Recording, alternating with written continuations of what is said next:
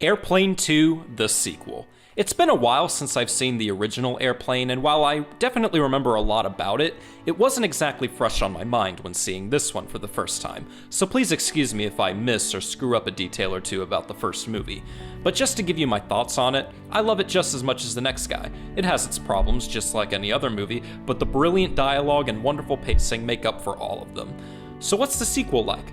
Well, the biggest thing I had heard about it prior to seeing it was that it's basically just the first movie again, but in space. And, yeah, that's about it.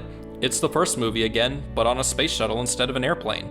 But this works to both the film's advantage and its disadvantage. On the one hand, a lot of what made the first film so great is present here. The soap opera dramatic moments that hilariously don't go anywhere, the fun references to other films, and the never-ending puns. But at the same time, it does really feel old in some places. The stronger parts of this film involve the same types of jokes as the first movie, whereas a lot of other parts involve the same jokes as the first movie.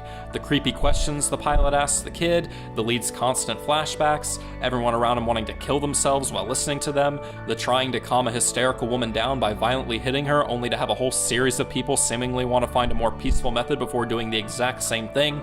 The list goes on. There really are a lot of scenes in this movie that strike me more as, hey, remember this from the first movie, than actual scenes intended to make the audience laugh with jokes.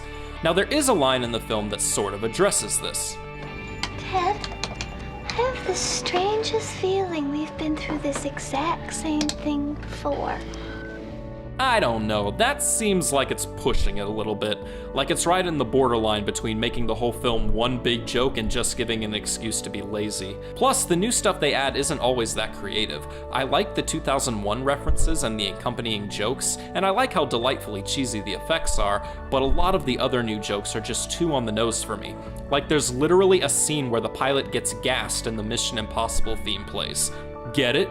Because that actor was in Mission Impossible?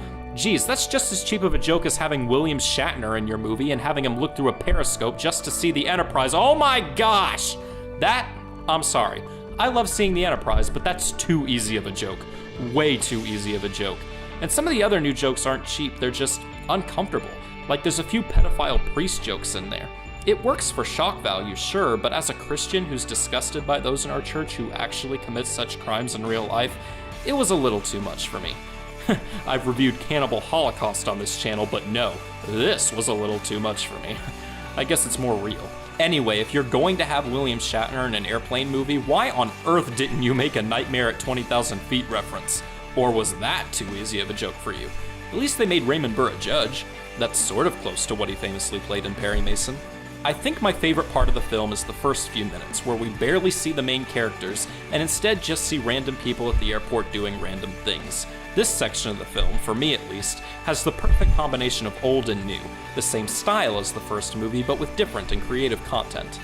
But all in all, in general, I think it's just an okay sequel. It has a lot of what made the first film great, but the rest is really hit or miss. I enjoyed watching it, but I think it's going to end up being one of those movies I have to remind myself exists in the near future.